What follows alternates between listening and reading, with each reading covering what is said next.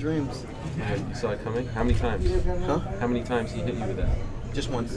No, because you said you could have fought Oh, him yeah, 5 yeah. billion times already. But that's where like a lot of times when I saw that punch, it either laid me out or it put me in trouble. But once he hit me, and I knew, and since I saw it plenty of times before, I guess it helped me take it. You know. And, oh, that was the punch. That's the only one he's gonna get. Did you have like a sense of deja vu when he Yeah, hit you with it? Wow. definitely. That's amazing. That's unbelievable. Same thing with the grappling when he had the arm bar. I saw myself tapping. Then I'm like, wait, I already tapped before in my dream. Man, I don't have to tap now. Is this a new thing that you've experienced, or has this been the case already? It's a thing that I'm beginning to understand because it happened all the time. I just didn't get what it was. I thought it was just me like having just dreams or deja vu.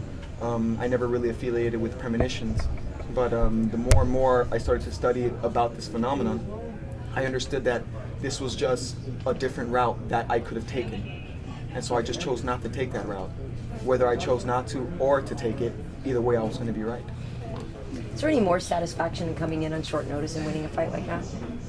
My first short notice fight, and I have to say no. I mean, it's pretty. It impressed me, man. If I know that I can do this in 1 week, man, you give me a whole camp, I'm going to be on fire. So definitely, it's a good feeling. It's definitely a great test for myself, a good understanding for myself. Like now I know where I stand.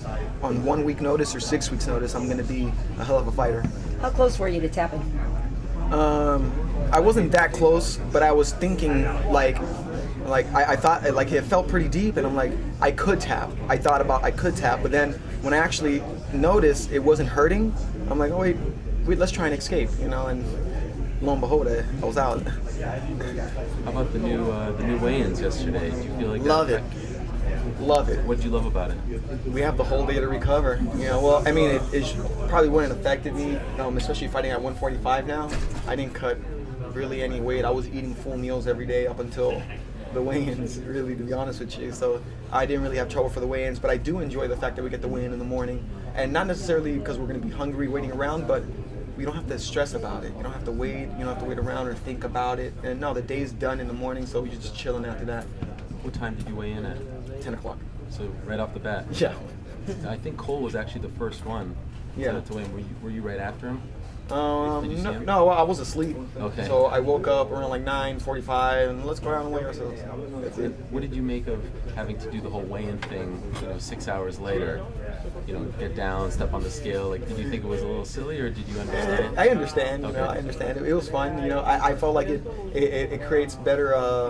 I guess you say standoffs. People are a little bit less stressed out about it. We can get out there, face off with a lot of energy. We're not, because usually back in the day when I was fighting at 135, on the weigh-ins, I'm not even thinking about the fight or the guy. I'm like, where's my coconut water? Just hurry up. Just say we're done. Just say we're done, and start drinking right away. But I don't have to really stress about that anymore. So I think it's a really good idea.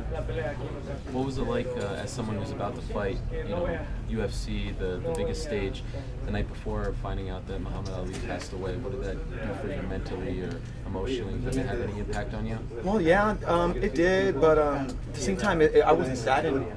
Some people's time is time to go, and you can't get sad about death. It's a part of life. One person dies, another one's born. And he had a great life, and his entire life was an inspiration. I model a lot of my movements behind Muhammad Ali and fighters like Sugar Ray Leonard. All that movement, all that craftiness, the look, the style that they didn't have to really try to be. It was just them. They exuded this confidence. They exuded this swag about them. That they can just move around and a lot of people might look at it as being cocky, but to me it was just their rhythm. They weren't afraid to be themselves, and I feel like a lot of people are just like box themselves into this generic form of fighting when you're really yourself, man. You're gonna move like nobody else because it's you, and we're all different. Although we breathe, we bleed the same, we're all different slightly, and we all have our own style, and we should embrace that. Well, you were kind of a different guy when you even first came on the scene, but it was a good kind of different. How do you feel about your own maturity in the sport? When it comes to maturity in this sport, and my maturity in this sport, it really a lot of people would see it as going backwards. I began to embrace the inner child in myself. Instead of growing up, I grew back into who I was. I started to remember how I was when I was a child, And when you're a child, we really don't care what other people think. We're not afraid to be ourselves, and we're not afraid to make friends and create these bonds. We don't ever want to sever these bonds. I believe deep down inside all of us, we have this innate feeling to bond and, you know, connect with each other. This is human nature. We want to help each other. So reverting back to that mentality, I think that helped me a lot in growing as a person spiritually. Thank you. Congrats. Thank you.